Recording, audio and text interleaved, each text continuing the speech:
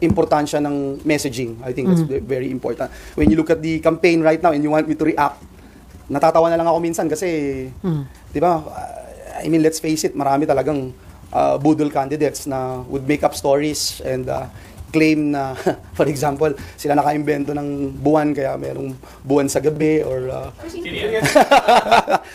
yung hangin, sila yung dahilan kung bakit nakakalanghap tayo. No? So, I think ang hindi nare-realize ng ilang mga candidates yung katalinuhan ng voting public. I think hindi mo dapat i-underestimate na kung akala mo kiliti-kiliti or patawa-patawa ka lang or entertain mo lang yung kandidato. Hindi solid yun. Maaaring you can do it once or siguro, pero yung masustain yung ganung klase ng kampanya. And I'm talking about local or national campaign. So, I think importante yung you have to be true to yourself, authentic, and yung taong bayan talagang looks for resibo.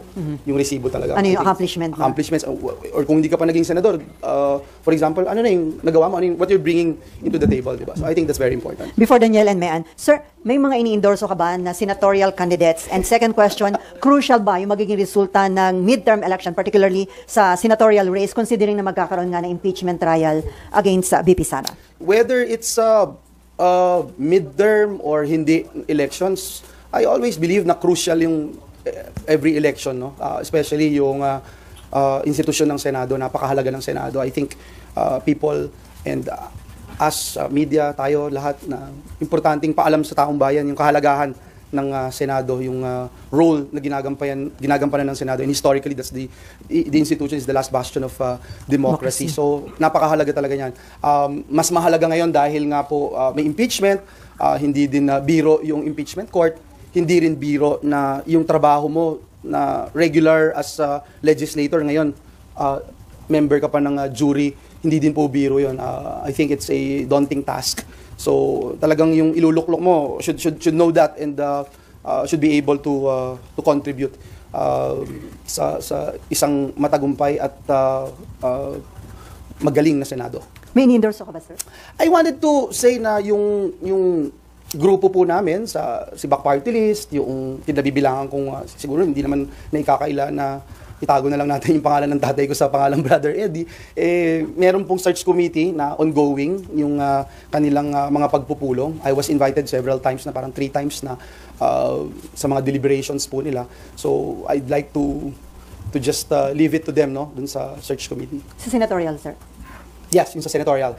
I think dun sa mga local din, meron din po sila. Sa mga provincial and city, I think meron din po silang ganun na mekanismo. Sir, ito muna, kailan itong meeting at ano na pag-meetingan niya, sir? Hindi, kagabi po, kahapon lang po yan, nag-lunch po kami. And ano na pag-usapan, sir? Wala, parang exchange of notes, how we're looking at the campaign, whatever's going on. May hearing si Senator Alan. He's inviting me on Wednesday kasi nag-participate ako nung last time. But I don't know, maybe I'll be able to catch up because I have like 3 activities in Bulacan, in PUP in Santa Maria, and several others in the province of Bulacan. So I don't know kung makahabol po ako. Morning naman yun to afternoon. So I think 1 p.m. po yung hearing ni Senator Alan. And then we discuss yung digital nomad visa. We also, wala naman kami na-discuss na impeachment except the robe yata. Parang we're just making fun of ourselves na magsusuot ng robe and all. Politics wala, sir? Meron ba? I think mga tidbits of like what's going on in this particular district, this town, this city, who's running, who's leading, who do we think is gonna make it, etc. So I think it's very natural for us. I mean, as a senator, syempre, di ba tatanungin mo, sinong malakas sa Senado, sinong mga may chance, sinong wala, sinong papasok sure na. At sino nga? Sino lumabas sa usapan niyo? Sino nga? Anyway, Mayan and then Danielle and then Marlon. May about labor. Okay na. Okay. Sir, a few questions for me. Sir, sorry, balikan ko yung minimum wage. Sir, are you planning to seek audience with the President to make it a priority because you only have a few weeks pagbalik niyo, sir, kung gusto niyo maihabol sa 19th? I wish I have that appeal, as you may say, na I'm more than willing to sit with him and discuss all this data, information na we can actually pass this minimum wage increase, 100 pesos minimum wage increase. Was it among the things that you discussed yesterday dun sa meeting with SP to make it a priority bill? Wala na kaming pagdidiscussion sa Senate because tapos na sa Senado eh. So it has already passed on third and final reading. In fact, I also saw Senator Jinggoy kahapon din in the area. No? As the labor chair noon, siya yung nag-defend nun eh. Sir, impeachment, Ate Salokon, impeachment, how are you preparing for it since malapit na yung June? Are you brushing up on the Constitution? Things like that? Not just the Constitution, but yung mga Supreme Court decisions, mga presidents, nandito sa kaliwat kanan ko yung mga staff ko. Walang ginawa yan kundi magbasa, mag-aral, and then once in a while we discuss and talk about procedures, rules, the possible tendencies. Baga sa basketball, nakita ko si Marlon, yung mga tendencies, pag pumunta rito, pag pumunta doon, if this motion would be motions that are relevant motions na maaaring out of order or hindi po pwede. Discussions like that. For instance, I'll give you a good example to discuss. It's a long discussion. Sila Sen Sani ba? Sila Sen Nancy ba? Magsusuot ng robe at kasi pagbalik namin, i-start na rin yung impeachment court eh. Not the trial, but the court. So dapat kasama Senator Sani? Exactly, the discussion kay Senator Sani. Sige, doon, maganda yun. Sige, si Senator Sani, di ba? Ang resignation niya is a senator, legislator, di ba? But doon ba sa resignation niya, part yung pagiging judge niya as a senator judge? It's a discussion. So anong Marami. sagot? Ang point ko, Mayan, is maraming angles eh. You can choose na pwede mong i-discuss, di ba? Wala pang president eh, na ganito. So, these are all legitimate issues that you can discuss. Kasi Senator Sani, I can take that path. For example lang, just for the sake of discussion, na he is still a judge, a senator judge. Part pa rin ng 19 Congress. Because he's still part of the 19 Is that part of what you will resolve sa June? Well, Napag-usapan niyo yan? hindi ko alam if this is part of it, but there are thousands of possibilities eh. So, ang sinasabi ko nga, Mayan, part of how you're preparing for it is to look into these tendencies. Sir, sorry. Yung diniscuss nyo kung dapat kasama si Sen Sani ay with your staff, not with the Staff. okay. Kala namin with SP. Kasi ang question mo, di ba, yung how Yes, sir. I'm preparing. So, Sir, I can only speak for myself. Ano yung legal point of view ng mga legis mo, sir? Hati eh, marami. Iba-iba. Which is good. Pagka pare-pareho kami mag-isip or tayo lahat pare-pareho mag-isip. Yun ang kagandahan ng Senado, kaya maganda rin na iba-iba yung background nung ine-elect natin at expertise. So, that goes to show my expertise. Sir, the last two from me. Nag-hire na po kayo ng additional legal staff? Mga ganun? May mga consultants, may mga kinonsult, not necessarily hire. And then, sir, isa na lang. Yung usapan nyo kahapon, meeting nyo with SP and Just the had others. lunch eh. Lunch, Just okay. had lunch, napag-usapan yung leadership pag, syempre, kung siya pa rin pagpasok, kasi may mga papasok na mga bago. Wala naman, it's more of sinong papasok, sinong hindi, tingin namin. Kanya-kanya, di ba? And then, kanya-kanya rin na saan ka mas naniniwala? Sa SWS ba? Sa PALS? Sa OCTA? Sa mga gano'n, di ba? Kasi marami ding hakchaw na survey na lumalabas din, di ba? So, things like that. No, he found out kasi si SB would always know if we're here eh. Like right now, I'm sure that he knows that I'm with all of you.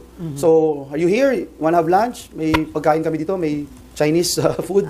So, Biglaan, sir. yeah, biglaan lang. Okay, Danielle, and then Marlon, and then Vec. Sir, balikan ko lang yung sa select committee nyo. Sa JIL po ba yan, sir? Tsaka, meron na bang mga matutunog na pangalan lang na i-endorse yung JIL or yung Christian groups? Yeah. The group that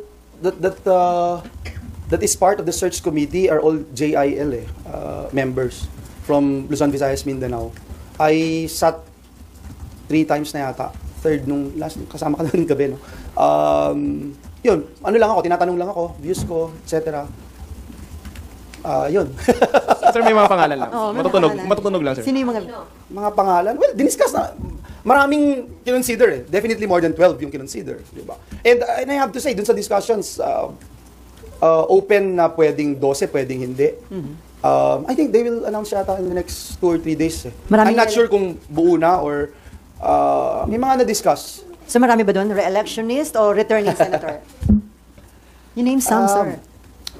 Siguro kung if I would name, ang hirap kasi mag-name kasi will defeat the purpose ng search committee. Kung pwede, ako personal. Ayun na lang sa inyo, sir. Walang kinalaman dun sa kung ano man yung magiging decision nila, di ba? And this is based also on the questions that was raised for me, di ba? Sinabi mo na yung re-electionist. Ako sabi ko, consider mo lahat ng re-electionist because they are sitting senators, di ba? And sa sitting senators na re-electionist, si Senator Pia Cayetano siguro yung most decorated senator re-electionist. Sa dami ng bills, sa dami ng legislation, sa dami ng diniscuss niya na na in-exercise niya oversight functions ng Senate, etc. So, lahat ng re-election is, sir?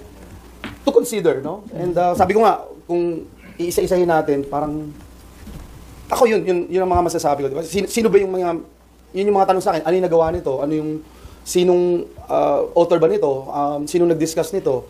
And then, may mga advocacies ang simbahan, di ba? I'm sure you're all aware of it. That's why si Senator Manny Pacquiao, I have to say, he's very famous sa Christian community. Marami bang nanliligaw ng mga kandidato sa JIL? I think lahat naman nanliligaw. Hindi na marami. Sir, black voting ba? We don't eh. We never encourage block voting. We only endorse. We feel na that's your personal yan eh, no? And your personal right. But it's important to guide your members eh. And yun din yung naging duty ko as a member of JIL to shed light dun sa mga questions nila who are really doing their jobs. May mga na-contribute na sinong kailangan ng Senado. Ito ba kailangan, tingin mo, etc. When our advocacy is on this path, siya ba going to this direction then or not? And then, I think tinatawagan din po nila yung mga candidates. Sir, pero yun ang trabaho ko. Yun ang trabaho ko na sabihin sa kanila na iwasan naman natin yung walang i-contribute. Sir, may estimate lang kung gaano po kadami yung current members ng JIL. JIL. And meron din kino-consider sa mga returning senators. Kaya To answer muna yung returning senators, Tito Sen, you know very well, no? OG natin dito sa Senado. And then Senator Ping, wala siguro makaka-question yung contribution niya, Senator Ping, as a legislator. Kasi So kasama sila, napakahirap mag-move forward ng institusyon pagka wala ka ring mga parang basketball team, wala kang mga veteran, no? Mga, So kasama sila, sir, alam mo sa sila. kino-consider? Hindi, yun yung sinasabi niya. Election. Ako, that's, again, this is my personal, yung binabanggit ko. I would wait for the endorsement of the leadership, and I don't want na pangunahan yung work ng search committee. How about Bam and Kiko, personally? Sa akin, when you talk about their contributions, above average, I would say, above average. Senator Kiko and Senator Bam worked with me in several instances. I've seen how they work. They're very hardworking. So, if that's what your... Padami. Nabubuo na. Sabi ko na kanina ko pa sinasabi hindi ako magbabanggit. Titigil na ako. Again, uulitin ko, this is my personal and ayoko na muna magsalita. Okay lang, sir. Paano ko at least malaman na ng public? Sa search committee po namin, paki-intindi niyo po ang mga kaibigan ko dito sa Senate Media dahil yung personal po yung pinanong nila. Sir, lang daw yung JIL member? Mga 2 or 3, mga Million. ganun. Yes. Nationwide and then... Worldwide. Worldwide kasi. We have 72 countries outside the Philippines na chapters, no? We don't consider chapters countries kasi for example in Canada you have 14, 16 chapters na in one country. So, Sir, before Marlon, sa tingin nyo this coming election? tinanong mo ako personal eh. Personal. Di ba? Ako yun. Ang dami. Ang hirap ng mga side comments. Pero sir, tingin nyo this coming midterm election, malaking issue yung sino yung pro at anti-China? Nawala ako.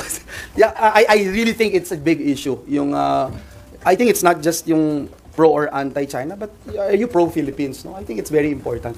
We have to really fight for what is ours. Kanina I was asked this morning about the Sandy Cay, di ba? So, sabi ko nga, yung China will do their thing, but tayo, we should do our part. Ano yung magagawa natin to fight for what is rightfully ours? Teritoryo natin dapat paglaban. Importante pa, I think really important. And I think even the search committee would agree with me na yung mga hindi ipaglalaban yung soberenya ng bansa, hindi susuporta. At do you think, sir, may indication talaga na may attempt or efforts ng China para maka-impluwensya sa resulta ng incoming election? Oh, that's what I asked for dun sa National Security Council to do a threat assessment kasi it's bothering. It's a concern, great concern, I would say, no? And not just let's not single out China. Maybe other countries are also trying to meddle with our upcoming elections. So, importante yung threat assessment and we'll coordinate with the NSC and find out how we could be of help in any way.